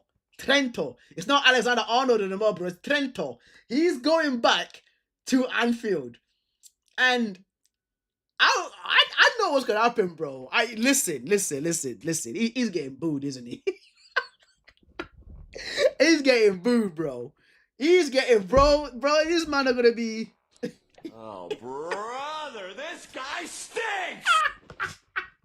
Bro, that's funny. Football is comedy. Football is, for me, football is the funniest show on earth, bro. Things like this, man thought, yeah, I won't see Liverpool for another 6 years, bro. Maybe we'll play against them like in some like friendlies, preseason friendlies. Nope, straight away Champions League. Game week 2, mate. Game week 2, Anfield. You're going there. You're going there, bro. I wonder, right, if Xabi Alonso, because again, Xabi Alonso is another former Liverpool player, is he going to put him starting right back, or is it going to be Carvajal, bro? I'm gonna wonder, bro. If Xabi Alonso is an absolute cynic, bro, start him. Well, yeah, that's really funny. I just found that really funny, bro. Like, this guy's going back to freaking, bro. He's going back to Liverpool, bro. Jokes. Right, Man City, of course, Real Madrid is the massive fixture, in my opinion. Man City Man City Real Madrid is going to be very interesting because they're playing away as well at the Santiago Bernabeu. Bayern Munich, Chelsea, PSG, and Arsenal. I think those are the teams that of course going to be very interesting. Bayern Munich going to be away at the Emirates and away at the Parc des Princes, and then they're going to be playing Chelsea at home. So I want to see the qualities between Chelsea and Bayern. Of course, Liverpool have got Real Madrid. The first home game that they have, the first home, bro. That's crazy, dude. That fixture is mental, fam. But I tell you what, but Liverpool have been given a really bad hand, you know. Liverpool actually got real tough games, bro. Inter at the Miazza Stadium or San Siro. Atletico Madrid at home. Last time they played at Atletico Madrid, they got eliminated. Elite hate watch. That was an elite hate watch. Slavia, no, not Slavia. Sorry, PSV, Olympic Marseille away at the Velodrome. Marseille is not an easy team to play against, bro. Greenwood, Aubameyang. They've got somebody else as well. A really good attacker. That is it? No, he's at Lyon. There's somebody else who's a really good attacker for Marseille, bro. Like, they are not an easy team to play against at the Velodrome. Of course, Karabakh at home, and then Galatasaray at the Lion Stadium, bro. Away, bro. At the Galatasaray, bro. Those fixtures for Liverpool are crazy, man. Those fixtures for Liverpool are actually pretty difficult, dude. Actually pretty difficult, man. So let's see what happens with them. Inter, Liverpool, Borussia Dortmund, Arsenal, Atletico Madrid, and Ajax. Compelling teams. Chelsea, I think Chelsea's fixtures are kind of favorable in my opinion. Barca, Bayern. I wouldn't put Benfica in there. Napoli, Ajax, Dortmund, Inter, Man City, Juve, Spurs. Oh, Bilbao in there, bro. Crazy. Barcelona, PSG, Chelsea, Frankfurt. Yeah. Boston and ooh, away at St. James's Park. They're away at St. James's Park. That's actually pretty. That'll be a real good game. That'll be a real good game. That'll be a real good game, bro. Part 2. Let's see. Arsenal, Bayern, Inter, Atletico Madrid. What's going on, Ajit, brother? What's going on, my guy? What is going on, brother? What's going on? Bayern, Inter, Atletico Madrid, Bruges, and Slavia. Yeah, okay. Be a bit test for Arsenal. Be a test for Arsenal. Be a test for them. But yeah, I think that's it, man. I think that's it. Honestly, with Slavia's got, because my friend's a manager there. He was one of the managers there. Barca, Inter. Oh my days, bro. Atlanta, Spurs as well, and Bilbao. So he's gonna get to watch Barcelona, Arsenal, Bordeaux, Glimt, Atletico Bilbao. Okay, shout out Matty, bro. Shout out to my guy Matty, bro. Man like Mats. Shout out to him, killing it over there at Slavia, bro. Man's a freaking manager, bro. That's crazy. Shout out to my dude. All right. I think I'll do the fixtures last. Let me just, guys. So apparently, the EAFC Ultimate apparently the EAFC Ultimate Team ratings for AFC 26 have been revealed. They've been leaked online apparently. These are the apparent, I have to say, or alleged confirmed ratings for EAFC 26. So Mo Salah 91, which I agree. I agree with that. I agree with that. I generally do agree with that. Mo Salah should be 91 rated. Alisson Putellas, of course. Kylian Mbappe, 91. So there's 491 players, bro. There's 491 players. Verge 90. Van Dijk's 90 rated. Mad. Dembele, Rodri's at least an 88. 90. 90, bro. He didn't barely played last season. He missed the majority of last season and gave him a 90, fam. That's crazy. Haaland 90, Bellingham 90 as well. I think that's generous, bro. I think Rodri, Haaland, Bellingham, all 90s. I think that's generous, bro. And for Harry Kane to get 89. So if Haaland's 90 and Harry Kane's 89, come on. Come on, man. If we're basing this off last season, I'm pretty sure Harry Kane outscored Erling Haaland. I'm pretty sure of this. And by the way, this is a very strange fact, by the way. Like, Harry Kane's already done 90 goals at Bayern Munich. He's been there for about 2.5 seasons. He's scored 90 goals. Mad. Absolute mental. Joshua Kimmich, 89. Alisson, 89. Donnarumma, 89. Rafinha, 89. Apparently, Rafinha's got 97 speed. Apparently, Rafinha's got 97 speed. I need to see that again, but apparently he's got 97 speed. Hakimi 89. There's a few female players there. I think they play for Barcelona. I don't know their names because it's really small. I think that's Mapi Leon though, the girl that's next to Hakimi. They're all 89. Vinny Jr. 89, bro. What's this 89 thing, dude? Majority of these guys are 89 rated. Vinny Jr. 89, generous once again. Vinny Jr. should not be 89, bro. I'm sorry, man. I'm sorry, dude. Like 87, 88. I'm just keeping it real. I'm keeping it real, bro. Valverde 89. I don't know who she is. Khadija Shaw, I think it is. It says Khadija Shaw. I think she plays in America. Pedri 89. Vitinha 89. Florian Wirtz 89. I think that's a generous steal. 86, 87. I think that's very generous, bro. 89, bro. I think that's very generous in my opinion. If Jude Bellingham, by the way, if Jude Bellingham's 9, then what's Pedri's 89? Yeah, crazy. Lamine Yamal 89. Lamine Yamal 89. Listen, I'm not mad at that one. I'm not mad at that one, bro. He's one of the best players in the world. Lewandowski 88. Yano Black 88. Another lady. 3 ladies that I don't know their names. Another lady as well. Lautaro Martinez 88. Gabriel's 88. That's crazy. So what's Saliba then? Alexander Isak's 88. Oh, that's a mad rating. And I'm like, listen, it's good. It's good, by the way. Saka 88. Jamal Musiala 88. I think that is Sophia Wilson. I forgot her name. I know who she is. I know she is. It's the American lady. It's an American football player, but I forgot her name. Jan Sommer, 87. Kevin De Bruyne, 87. Marquinhos, 87. Bruno's 87. Crazy. All right. At least we've got a player that's over 85 plus for Man United, bro. At least we've got a player that's over 85 plus. Jonathan Tah, 87. Sehu, is that Kurasi? 87. And Mike Magnan, 87. Wow. Okay. There's a lot of 89s. A lot of 89s, bro. A lot of 89s. Right. So the top 10. There it is. There it is right there. Vert's 89 is crazy though. Oh, I want to see what people are saying though. I think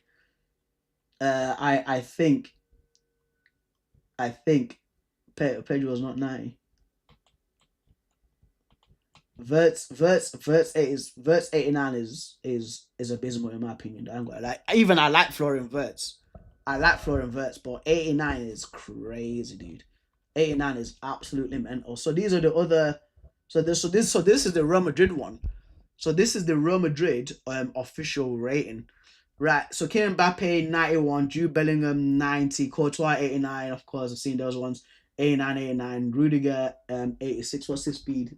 79. Trent 86. Carvajal 85. Rodrigo 85. Ada Militao 84. Chouamini 84. Kamavinga's like constantly 83, isn't it, bro? Kamavinga needs a little bit of a bump up, bro. Like 84, fam, or like a slight 85, bro. If these guys are being so generous with ratings, he should be up there, bro. Alaba 82, Brahim Diaz 82, Dean Hodgson 82, Danny Sabas 80, 81, Mendy 81, Lunin 81, Arda Güler 8.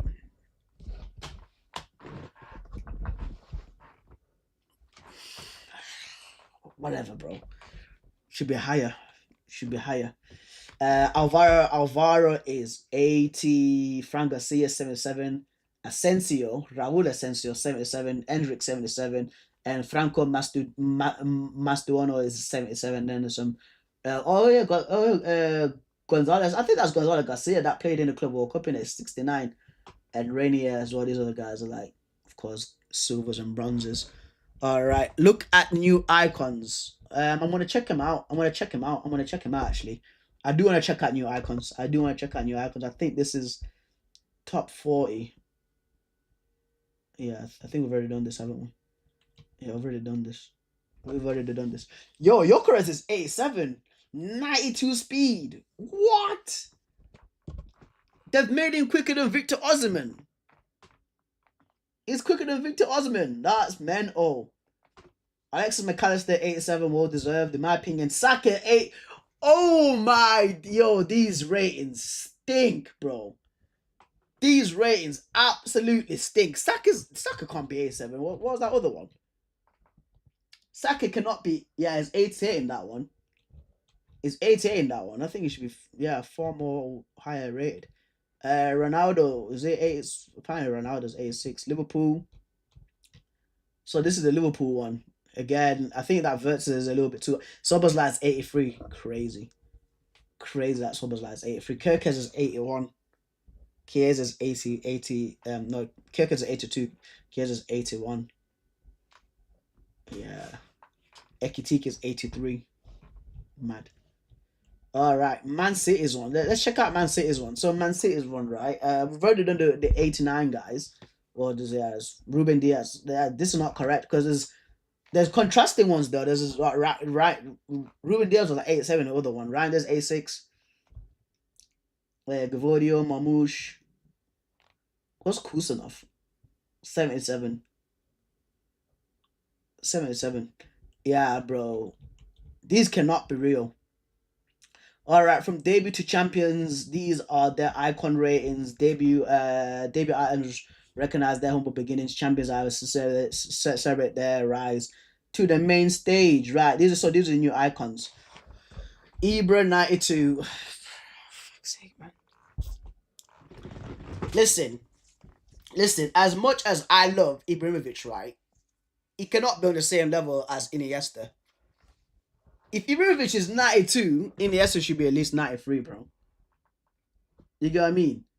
These aren't real. Are these real?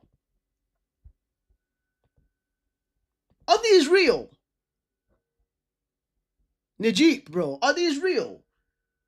R9 Ronaldo, same rating as Ibrahimovic. And is rated higher than Thierry Henry. Listen, guys, Ibrahimovic is my top 5 favorite strikers of all time, right? But he's not on the level of like an R9 Ronaldo, bro. He's not, bro. R9 Ronaldo should be at least 94, 95, bro. I'm actually being deadly serious, by the way. I'm deadly serious, bro. R9 Ronaldo should be 94, 95. If 92 is shambolic. 92 is absolutely shambolic, 92 for Ronaldo is absolutely shambolic because I literally just did another video on him like yesterday. If it was all you're glazing them, but listen, guys, I'm telling you right now, bro. If Messi and Cristiano Ronaldo are getting 94s base cards, R9 Ronaldo is definitely up there, bro. is that like the level of like again the level that it was at in his pomp. And I was fortunate to at least see that when I was around 7, 8 years old. I was fortunate to see that, bro. How much of an issue that dude was, and for him to get 92 rated. And again, I love Ibra, guys. I love Ibrahimovic. I've been loving Ibrahimovic, right, since he was at Juventus. That's how long back it is. That's how long back it is, bro. Juventus, Inter, AC Milan, Paris Saint-Germain, Man United, LA Galaxy, AC Milan, bro. I love Ibrahimovic, bro. But 92 rated and is the same level as Arnold Ronaldo's is crazy. Absolutely crazy, dude. Absolutely crazy. Tony Cruz 90 rated. Listen. For my favorite midfielder of all time, 90 rated is good. Is good. They changed it. I guess look at the updated ones. Where are the updated ones then? Let's see, bro. Let's see, fam. Because uh let's see, bro. AFC icons. Let's see. Is this still the same one? It can't be, right? No, it's still the same ones, dude. It's still the same ones, man. It's still the same ones, bro. It's still the same ones.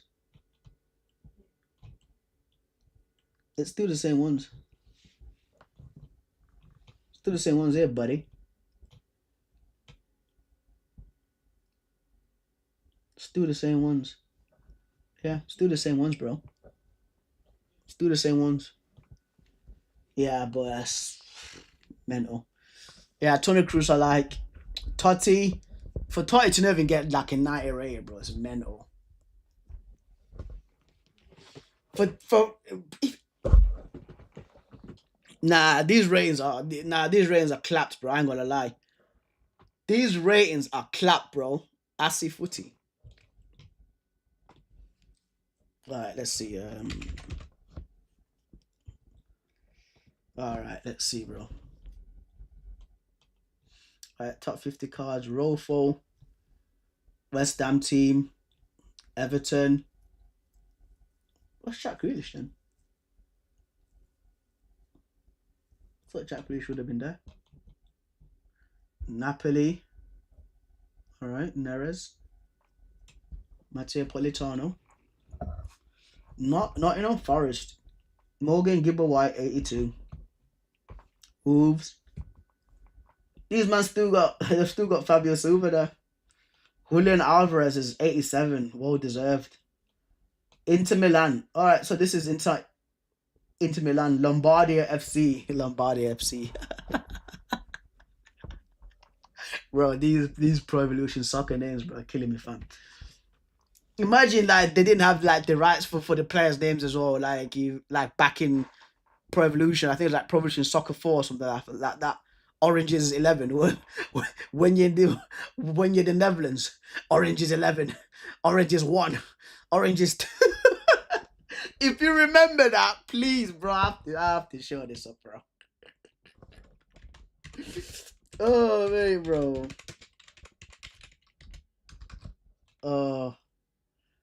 What was that team, bro? What was that team, fam? It was Netherlands.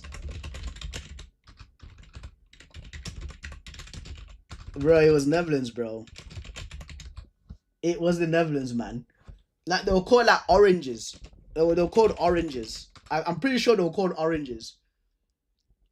Orange people remember real names, bro. Yeah. Yeah, there we go. There we go. You see? There we go, guys. Where's that link? Where is that link, bro? Give me the link. Give me the link, bro. Yeah. Like, if you guys remember, on PES, right? Players were called oranges. That's what they used to be called like back in the day. Like in 2004, bro. They used to be called oranges. There you go. I've been probably talking for the Netherlands team had their kits listed as under oranges name because of Konami didn't have the rights to use their names as a common issue for unless it's Dutch players in football team era, players who are assigned a generic bro, I can't even say this freaking thing, generic name such as oranges followed by number. So oranges 38 for Ruud van Nistelrooy, but the specific list of names isn't really available in such results, bro. This used to be funny, bro. I remember when I was playing this with my cousin, right? And I pressed it and I was like, who on earth is oranges? Like, who is oranges for? Who is this oranges 11, bro? Like, they used to do this all the time, fam. I need to find this, bro. I need to find it, bro. I was like, who are these oranges, mandem, dude? I think this person's changed them, but that's what they used to be called. That's what they used to be called, bro. So it's really funny, right? That like Inter are called Lombardi FC. Lombardi FC, bro. That is crazy. Right. But at least they've got the players' names. You know what I mean? Right. Yeah, this has not been updated, you know. Because Andy Diouf is meant to be there now in the midfield for them. It's a good team though, I ain't gonna lie, bro. Nicola Barella, 87. Hakan Çalhanoğlu still doing the damn thing, 86. Federico De Marco, 85. Bastoni, 87. I think Bastoni should be like an 88 at least, in my opinion. Denzel Dumfries, 84. De Vrij, 84. And Jan Sommer, 87. Okay. Okay. Borussia Dortmund. Say Guras's got the highest rate out of all of them with 87. What's Max Bayer actually? What is Max Bayer? Nicholas Sula, Alain Mayer, Alexander Mayer. Where's Max Bayer? 79. 79. Barca. Yeah, Barca team's mental. What's Pau Kubasi's rating? 82. Newcastle. Okay. What's Ilanga's speed? Nah, bro, Ilanga has the same speed as Gyökeres. What is man thinking, bro? 92 speed for Gyökeres and Ilanga's got 92 speed. He should be at least like 94 then. Ilanga's fast, you know. Like, Ilanga's one of the quickest players in the league, guys. Like, we have to keep it real, bro. Anthony Ilanga is one of the quickest players in the league. 1,000%. 1,000%, mate.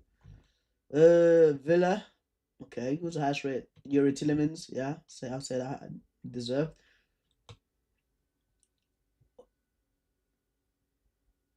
Wait a minute. Brandon Boomer's 85. The links, bro, on honor should be like a 2, man. I ain't gonna lie, bro. Andre and honor, bro, even bro, look at Amorim, man. Amorim does not look happy even in this picture, man. We've done some irreversible damage on my man, bro. We've done some bad damage on old bro. Even he looks so pissed off there, bro. Amorim looks mad even in the picture there. That's mental. That's crazy. Right. Bynum Bumble 85. Sesko's 80. Anthony's 81.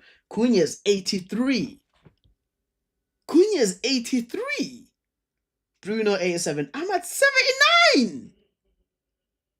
79. Bruh. Nah, dude. Garnacho 77. Okay, Garnacho. Okay. The Garnacho one's true. Got Mazraoui 80, bro. I mean, I do get we were horrible. Yeah, we were horrible last season. It surprised me, but I saw some of these ratings do surprise me. It surprised me, these ratings, bro. Lenny Euro 78. Mad. Casemiro's an 80 now. Casemiro used to be like an 89 back in the day. Now is an 80. I was gonna say company, but it has to be Bayern Munich. Okay. Manuel Neuer, 84, still doing the damn thing. Love it. Spurs are not gonna play that's over 85 rated. Kudus is an 80. Chelsea. Because this Casitas 87 well deserved in my opinion. Casitas 87, man. I love it. Love it for him. Arsenal's AFC rating. So they've got Gabriel Hyde and Saliba. Interesting. Ben White, 83. Ben White's been red higher than Urian Timber. What? Okay. Raya, 87. Deserved, in my opinion. Brilliant goalkeeper. Miles Lewis Skelly, 78. Zubimendi, 83. What? Who are they watching, bro? Who are they watching, dude? I think it should be an 86, you know. I ain't gonna lie to you guys, but I think Zubimendi should be 86. I think that Zubimendi should be 86. Trossard, 83. Gyökeres, 87, would deserve. Saka's the best player in the team. Yeah, I agree with that. But Gyökeres having 90 pace, bro, like he's 2 paces away from Ilanga. That's crazy. Because in the other one, he had like 92 speed, man. And Ilanga's got 92 speed as well. I was thinking, like, nah, Ilanga's fast, bro. Ilanga should be like 93, 94 at least. At least, bro. Maduki's 80. 80 rated. Gabriel Jesus, 80. Christian Norgard, 80 as well. Okay. All right. Price FC. Rafael. These are new icons. Hell. William Patchell's 86. These are new icons, bro. What's Najib saying, bro? I thought he was there, but alright, it's very interesting. Very interesting. Oh, no, these are the new icons. Mia Hamza was already there. Alex Morgan's already there. Connor thing's already there. Totti. I think Totti was Totti already there as well. I think that's it. Yeah, I think that's it. All right, guys, let's move on. Man. Final one before we move on to the reaction videos, bro. Final ones before we move on to reaction videos. So, Chelsea, bro, I forgot to have the Twitch stream up again. Yeah.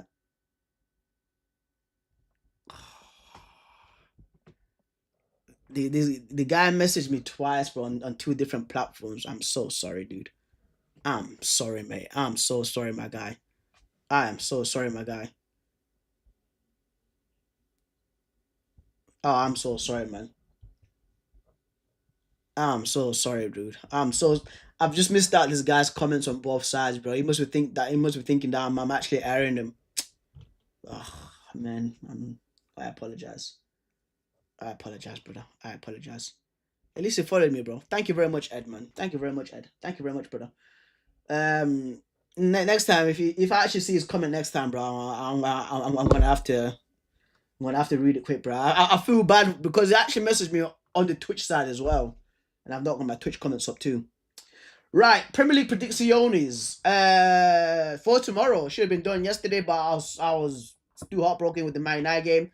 That's why it's coming out right now. So tomorrow, Chelsea versus Fulham. Chelsea winning that game 2-0. I think the way Fulham play Man United, listen, it's not looking good for them. West London derby as well, so West London derby too. So yeah, definitely Chelsea winning that one. 2:30 kickoff. There will be a watch along for it, guys. There'll be a watch along for it. You know what we're doing tomorrow, guys? We're spinning the block. We're spinning the block, guys. 7-hour streams. We're back. 7-hour streams. We're back. We're spinning the block with the watch alongs. Right. Manchester United versus Burnley. Oh. Listen, as a United fan, we're going to stroll against these guys. I'm going to say 1-1 draw. I will say 1-1 draw, guys. Like, I don't want to speak about this team any more longer now. I spoke about them for like an hour. 1-1 draw. 1-1 draw. I don't want to even acknowledge them, fam. Brentford versus Sunderland. I'm seeing 2-2. I was seeing 2-1 to Sunderland. Right? But I'm seeing a 2-2 right now because of how Brentford played as well. I think that Brentford beat West Ham as well during the week, didn't they? Away from home too. So yeah, 100%. I think it's gonna be a draw. Tottenham Hotspur versus Bournemouth. It's not gonna be an easy game for Spurs. Won't be an easy game for Spurs this one, because Bournemouth are a very well coached team, in my opinion. I think that I'm gonna be bold. 3-2 Bournemouth. I am going to be bold, guys. I'm throwing my cojones on the table. I forgot to say table in Spanish. Mesa? I think it's Mesa. Yeah, Mesa, but yeah. I'm throwing my cojones on the mesa. and I'm saying Bournemouth to win that 3-2.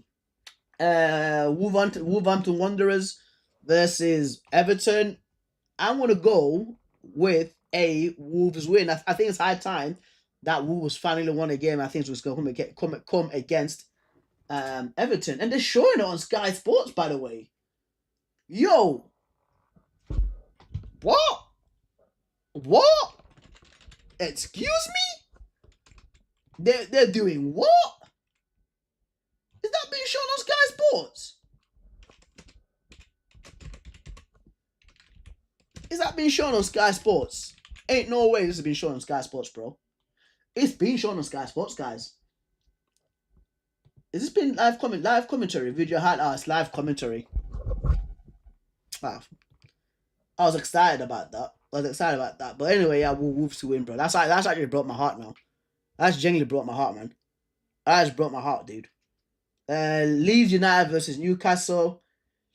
Newcastle missing a few players. I think I'm gonna go 1-0 Leeds. I think that Newcastle missing a few key important players. Isak's not there. Gordon red card, and I think somebody came off with an injury too. I think it's Joe Linton that came with Tonali off with an injury. So it's gonna be difficult for them, and it's gonna be a raucous Leeds crowd. So yeah, I'm going to Leeds 1-0 win. Brighton and Hove Albion. Brighton chefed up Bristol the other day, did the 6-0. But Man City are very, very vulnerable, man. If Man City are not careful here, bro, they could get some damage done by them by Mitoma and Minter. Right. But yeah, they should be very careful because if not, they could be in trouble. They could be in trouble. So I'm gonna go 2-2 draw. 2-2 and another 2-2 draw, guys. Another 2-2 draw. Nottingham Forest versus West Ham United. Nottingham Forest is gonna win this game 2-0. West Ham are awful. Oh my days, West Ham are bad. West Ham are terrible, bro. You get what I mean? But yeah. I'll save the Liverpool Arsenal game for last. Aston Villa versus Crystal of the Palace. Crystal of the Palace. I'm gonna go with a Villa win, man. I think it's high time that Villa got started right now in the league. I think that Unai Emery is gonna get these guys rocking once again, and I think that Villa are gonna win tomorrow, win Sunday's game versus Crystal of Palace. Liverpool versus Arsenal. Very interesting game already. There's already been a few important games at the start of the season, bro. You get what I mean? Man United versus Arsenal. Now it's Liverpool versus Arsenal. Games that are going to affect the race for the league, race for the title. And from what I've been seeing, guys,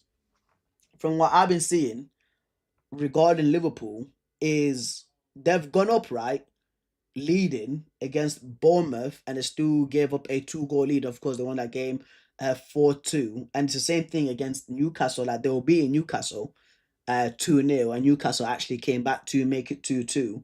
It's laying go of Leeds, getting outplayed multiple times. Like against Bournemouth at Anfield, there's certain times where Bournemouth were the better team. Against Newcastle at St James's Park, where Newcastle had 10 men, but they outplayed them. Like Newcastle outplayed Liverpool with 10 men. That's a very worrying. If I was a Liverpool fan, I'll be very worried about that, to how many times that they get outplayed, right? And Arsenal has just been solid, bro. I ain't gonna lie, bro. Like Arsenal came to Old Trafford against a very good Man United team, you know, beat us 1-0, of course, with a set piece. It's a goalkeeper's mistake, right? And also a slapping up Leeds, man. They destroyed Leeds the other day. They destroyed Leeds the other day, man. So listen. Yo, what's going on? Just some guy without a mustache. What's going on, lad? What's going on, bro? Thank you for commenting, my guy. I'm not ignoring comments, by the way, guys. Like I'm just in like rhythm. That's why I'm just speaking. But what's going on? This is just it's a really funny username that some guy with a mustache, some guy without a mustache, bro. I really like that. I really like that. Right, but yeah, with Arsenal, so Arsenal absolutely battered Leeds.